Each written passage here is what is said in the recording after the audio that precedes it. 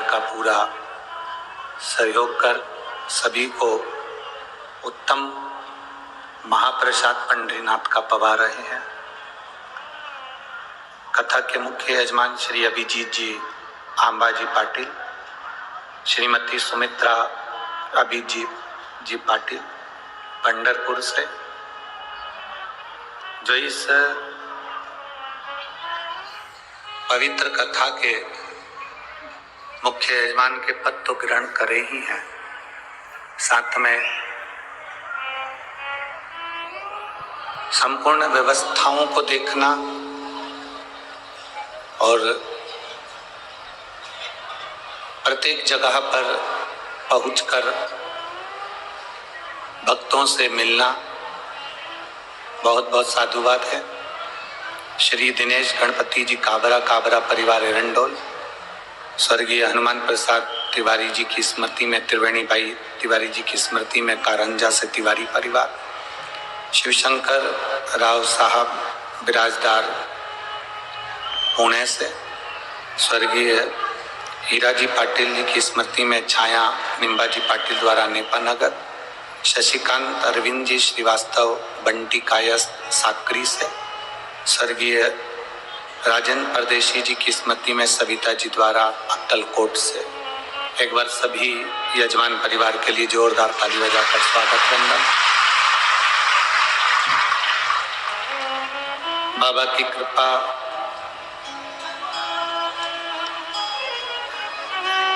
और उनकी उदारता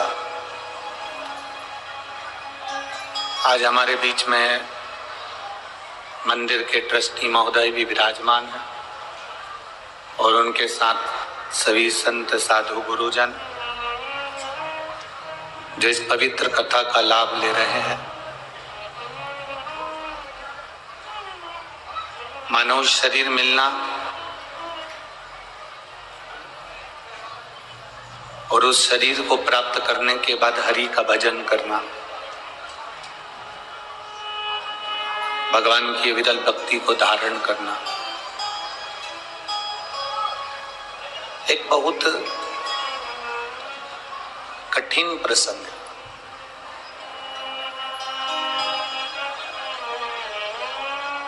यदि आपके भीतर भगवान शंकर की, पांडुरंगा हरि विठ्ठल की, रामकृष्ण की, संत साधु गुरुजन के प्रति अगर भाव प्रकट है,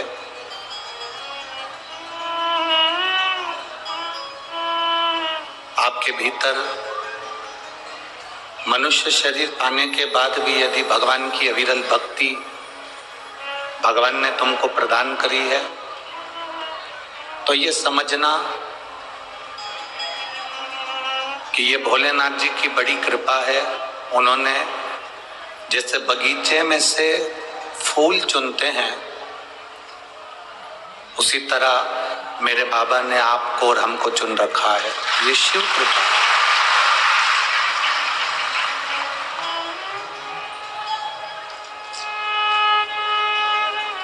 अब ये आपके ऊपर निर्भर करता है कि आप कितना अविरल भक्ति को प्राप्त करते हैं।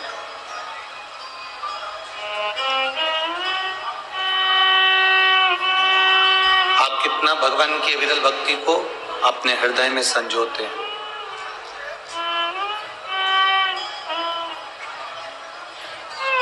हमने एक बार पहले कथा में कहा था, आपके स्मरण में होगा कि कथा के मंडप तक पहुंच जाना सरल है,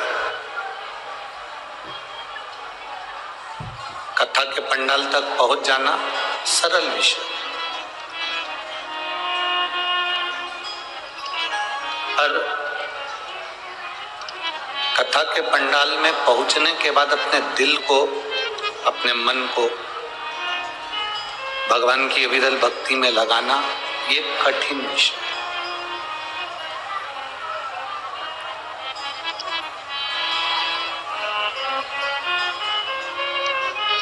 धक्के खाते लाइन में लगे हम हरि विठ्ठल के सामने पहुंच तो गए,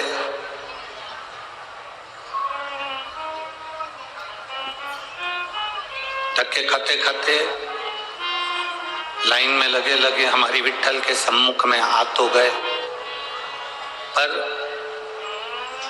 हरि विठ्ठल से नैन मिला लेना,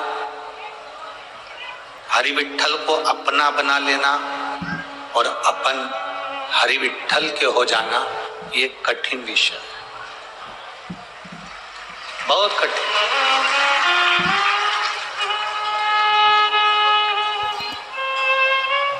आप वहां तक पहुंच तो जाओगे,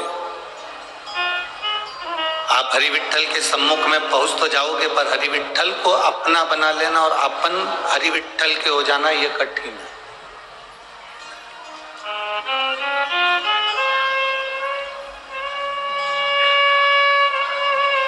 क्योंकि मानव का शरीर अगर मिल भी गया, मनुष्य की देह अगर मिल भी गई, 83,99,999 योनियां काटने के बाद ये 84 लाखवें नंबर की योनि मनुष्य की है।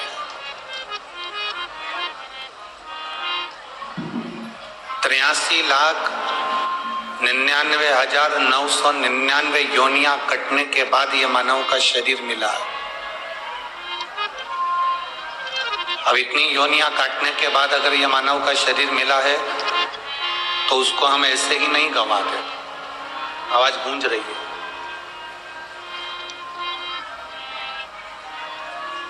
हम उस मानव के शरीर को ऐसे ही ना गंवाएं।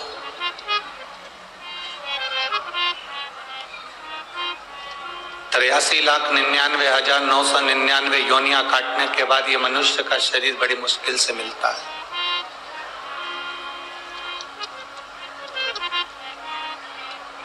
और वो भी कोई पुण्य हमारे पूर्व के हुए होंगे तो वो एकत्रित किए गए होंगे, तब जाकर ये मानव का शरीर मिला। अब 83,99,999 योनियां काटने के बाद ये मानव का शरीर मिल गया और जन्म लेने के किसी के 20 साल निकल गए, किसी के 25 साल निकल गए, किसी के 50 साल निकल गए, किसी के 60 साल निकल गए, किसी के 70 साल निकल गए, किसी के 75 निकल गए, कोई 80 से पार हो गया। अब जरा विचार करिए, 83,99,999 योनि काटने के बाद मनुष्य शरीर मिला और मनुष्य शरीर में भी 25-50 साल, 15-20 साल हमारे ऐसे ही निकल गए।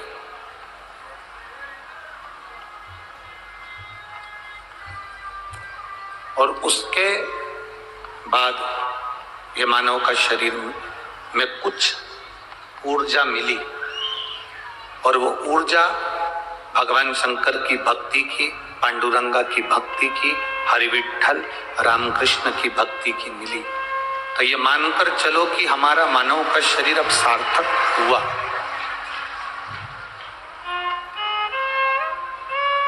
अब हमारा मनुष्य का शरीर सार्थक हुआ। और तेरी कृपा बिना ना हिले एक भी अणु, लेते हैं श्वास तेरी कृपा से करूं करूं। हे गंगाधार मुक्ति द्वार ओंकार तू, बोले ओंकार तू, आयो शरण तिहार शंभु तार तार। बखान क्या करूं मैं रामों के ढेर का, चपटी भभूत में खजाना कुबेर का। हे गंगाधार मुक्ति द्वार ओंकार तू, भोले ओंकार तू, आयो शक्ति शंभु तार तार। इतनी योनियां काटने के बाद, इतना समय निकलने के बाद अगर मनुष्य की देह मिल थोड़ा सा भगवान का भजन जागृत हुआ है, थोड़ा सा स्मरण जागृत हुआ है, तो ये प्रभु की कृपा से।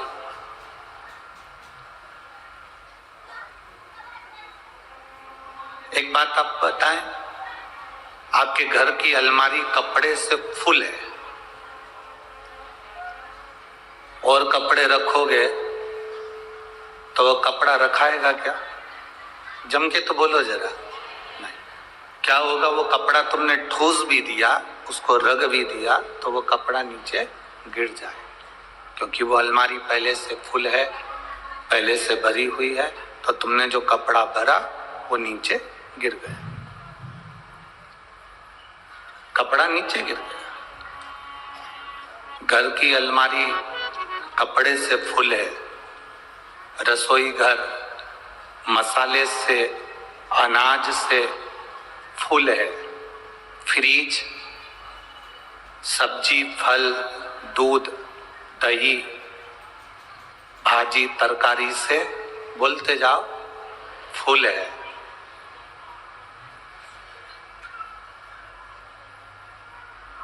फ्रिज भी फुल है, रसोई घर भी फुल है, वॉशरूम तुम्हारे डेंटिंग पेंटिंग के सामान से फुल है, चप्पल जूता रखने का स्टैंड, बोलो बोलो, वो भी फुल है, अलमारी फुल, फ्रिज फुल, रसोई घर फुल, वॉशरूम फुल। जिस पलंग पेटी पर तुम सोते हो, पलंग कहलाने का है, नीचे उसमें सामान रखा था, वो भी फुल है। और ये मनुष्य का जो शरीर है, ये भी अहंकार, क्रोध से फुल है, तो इसमें शिव पुराण रखाएगी कैसे?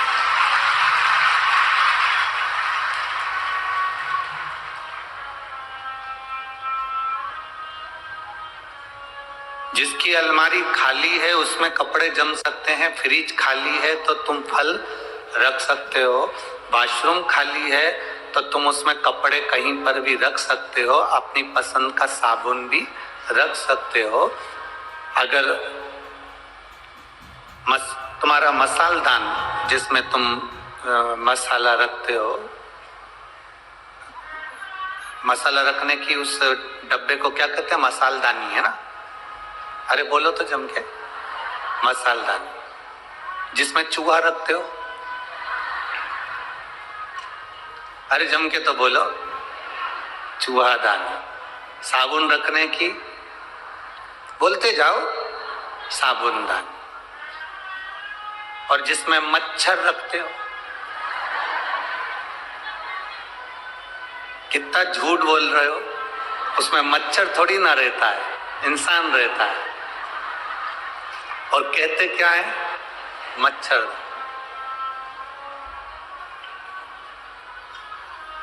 कहने की मच्छरदानी है, चूहेदानी में चूहा रहता है, साबुनदानी में साबुन रहता है, मसालदानी में मसाला रहता है, तो मच्छरदानी में मच्छर को रहना चाहिए, और उसमें रहते अपन।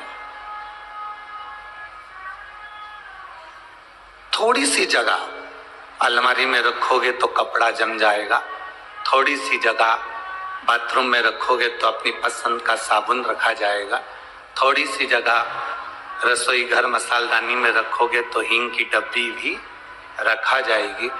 और इस मनुष्य के शरीर में अहंकार, क्रोध, काम, लोभ, तृष्णा, वासना इतना भरा है, इसको थोड़ा सा खाली कर दोगे, थोड़ा सा खाली कर दोगे तो शंकर जी की यह पवित्र कथा पंढरपुर की उसमें भर आ जाएगी। निश्चित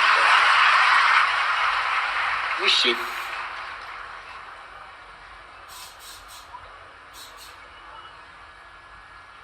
अहंकार को बाहर छोड़ के आ जाओ, बाहर। कभी कभी मंदिर में जाते हो तो चप्पल बाहर रह जाती है।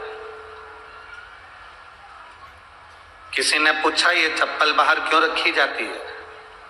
हम कहते हैं चप्पल ये सीख देती है कि तुम्हारे भीतर भगवान को लेकर अंदर प्रवेश करो, बाहर की जो आसक्तियां हैं, वासना है, तृष्णा है, लोभ है, अहंकार है, वो सब बाहर छोड़ दो।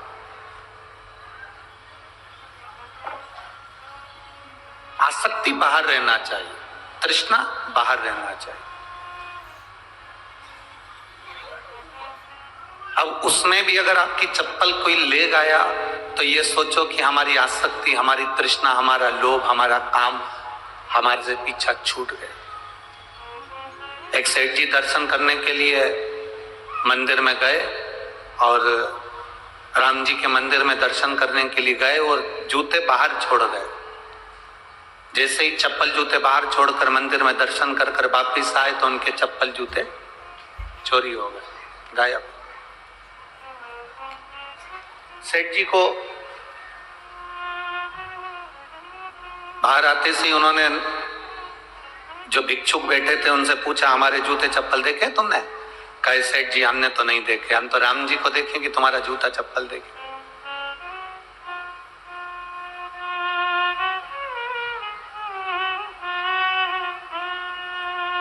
ठीक है, हम राम जी को देखें कि तुम्हारा जूता चप्पल देखें। अब उसको गुस्सा आ गया,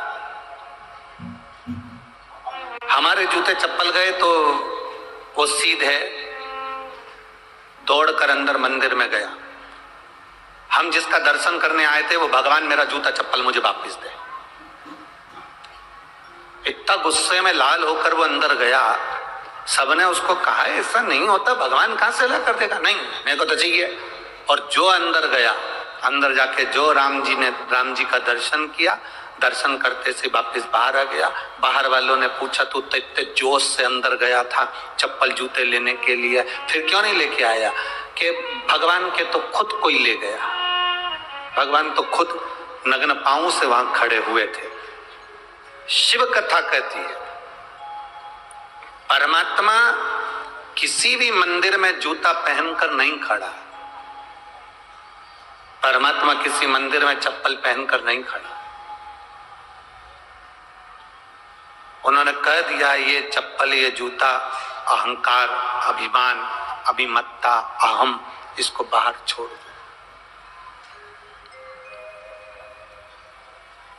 कोई भगवान ऐसे ही मिल जाएगा? ऐसे ही सरलता से, इतनी सहजता से परमात्मा का। लोग कहते हैं नामदेव जी को भगवान मिल गए, जनाबाई को भगवान मिल गए, तुकाराम जी को भगवान मिल गए, संत तुकाराम जी की भक्ति से भगवान मिले, मीराबाई को भगवान मिल गए, कर्माबाई को भगवान मिल गए, रामकृष्ण परमहंस जी को भगवान मिल गए, चैतन्य महाप्रभु जी को भगवान मिल गए, श्री रामानुजाचार्य जी को भगवान मिल गए, श्री निम्बार्काचार्य जी को भगवान मिल गए। क्या इतनी सरलता से भगवान मिल जाता है?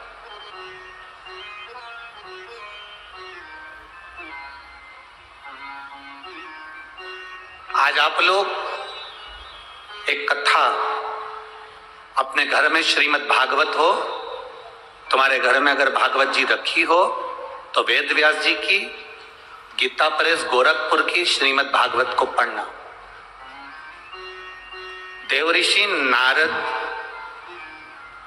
ध्रुव महाराज की भक्ति को देखकर ईर्ष्या कर गए।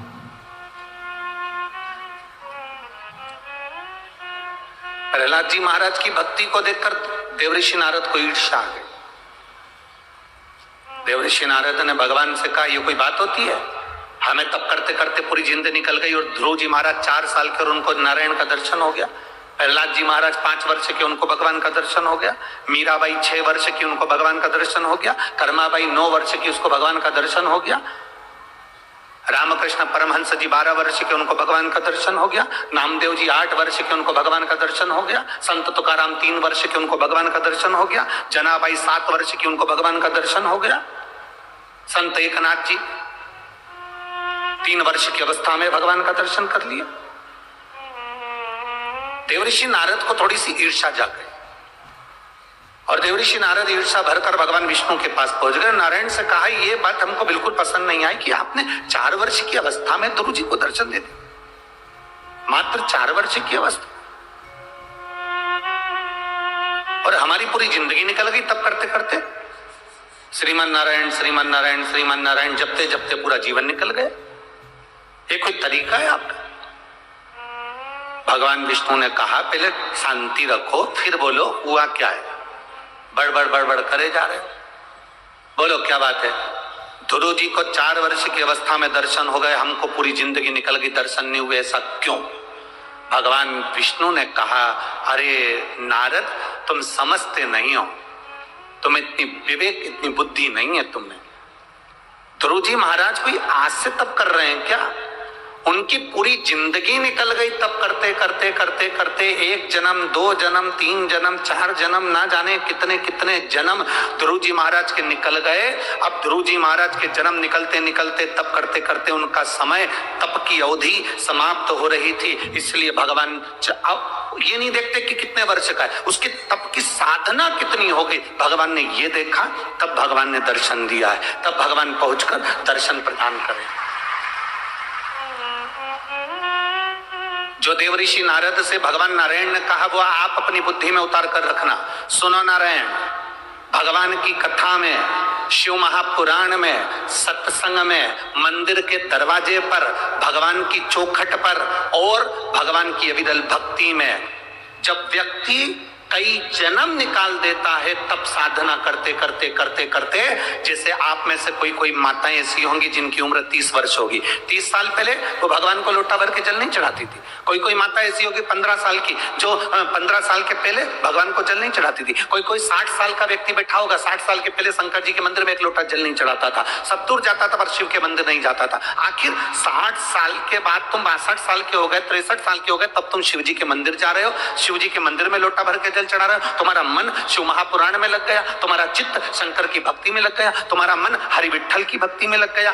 जरा विचार करो, ऐसा क्यों हुआ? जो 40 साल में नहीं हुआ, जो 20 साल में नहीं हुआ, जो 30 साल में नहीं हुआ, आज तुम्हारा मन शंकर जी के मंदिर जाने का करता है, 1 लोटा जल चढ़ाने का करता है, वो क्यों? तो भगवान नारायण ने कहा, नारद, जब व्यक्ति की तप साधना होते होते होते होते समय बीत जाता है, तब वो जब शिव महापुराण की कथा में जाकर बैठ जाए, मेरे मंदिर तक आ जाए, मेरी सेवा में लग जाए, तो समझ लेना कि उसकी हजारों वर्ष की तप साधना पूर्ण हो गई, तो मैंने उसको दर्शन दिया। कोई आज की तप साधना नहीं है।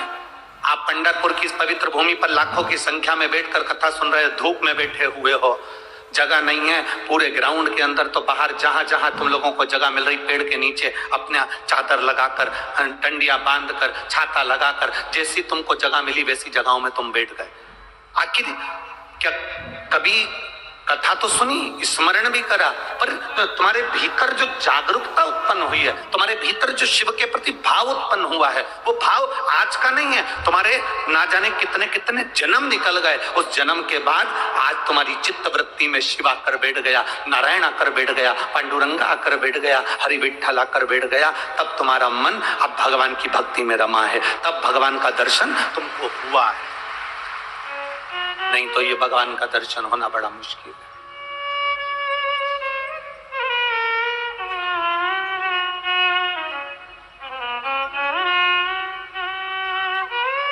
मेरे बाबा दया करना, मैं तेरे भरोसे, भोले बाबा दया करना, मैं तेरे भरोसे। इन लाइनों को हम हर कथा में गाते हैं, उसका केवल एक कारण है कि आपके मुख से निकले कि आप उसके भरोसे हो, आपके मुख से निकले कि आप उसके सहारे हो। कई लोग कहते हैं गुरुजी आपको और कुछ बोलना आता है कि नहीं आता, एक ही एक लाइन गाते जाते हो।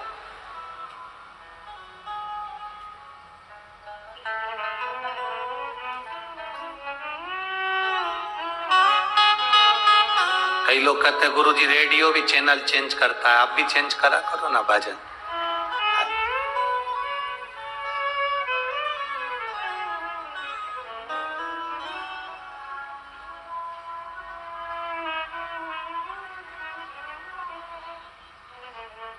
तुम्हारी सास तुलसी की फेरी लगाती थी, तुम लगा रही हो कि नहीं लगा रही हो? बोलो, जम के बोलो, लगा रहे। तुम्हारी सास सोमती अमावस्या की पूजन करती थी, तुम करती हो कि नहीं करते हो? करते। बारकरी करने वाले, बारी करने वाले यहां आते हैं, बारी करते करते यहाँ के हरि विठ्ठल का दर्शन करते हैं। कई वारकरी ऐसे हैं जिनके दादा वारी में जाते थे, उनका बेटा वारी में जाता था, उनके बेटे का बेटा वारी में जाता था, और कई वारकरी ऐसे हैं जिनकी 8-8, 10-10 पीढ़ी निकल गई, आज भी उनका घर का व्यक्ति वारकरी यहां तक आता पैदल।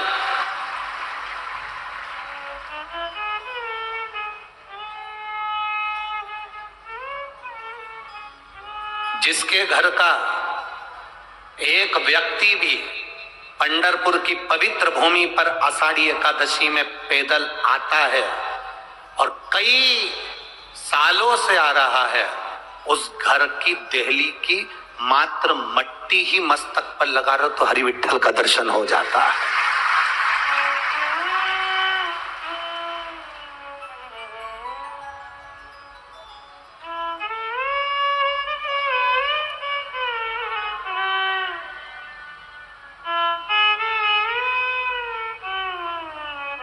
तीन हमारे गांव को बचा कर रखते हैं, तीन हमारे गांव को बचा कर रखते हैं, तीन हमारे खेड़े को बचा कर रखते हैं, तीन हमारे शहर को बचा कर रखते हैं, तीन हमारे प्रदेश को बचा कर रखते हैं, और तीन हमारे भारत को बचा कर रखते हैं। वो तीन कौन? पहले नंबर का वारकरी, संत, साधु, वैष्णव।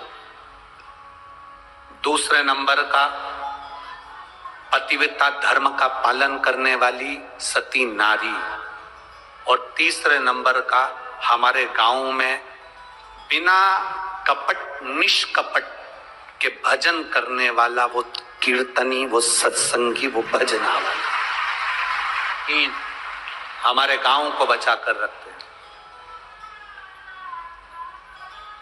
तुम्हारा गांव में अगर सदूर कोरोना आया, तुम्हारे गांव में अगर कोरोना आया और तुम बच कर निकल गए, समझना कि तुम्हारे गांव में कोई सती नारी रहती होगी, कोई वारकरी रहता होगा, कोई भजन करने वाला, कोई वैष्णव रहता होगा, कोई संत, कोई साधु रहता होगा, जिसकी भक्ति का बल इतना प्रबल है कि रोग और बीमारी भी दूर हट जाती है।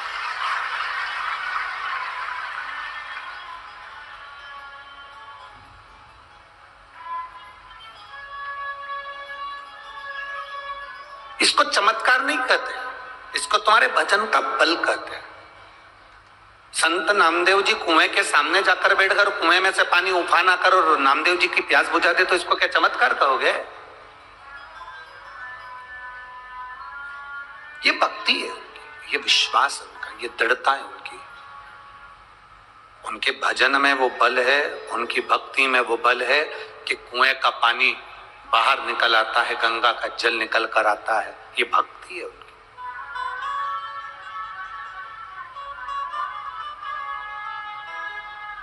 बिना भक्ति के भगवान मिला किसको है?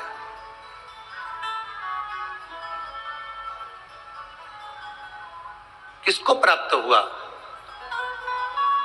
हमें लगता है कि नामदेव जी को भगवान मिला, इतनी सरलता में नहीं मिले मेरी जीजियों पंढरपुर की और मेरे जीजाओं, इतनी सरलता में नहीं मिला है मेरा बाबा।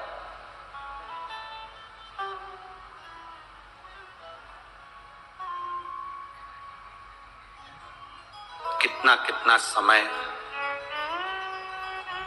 निकाल दिया, कितना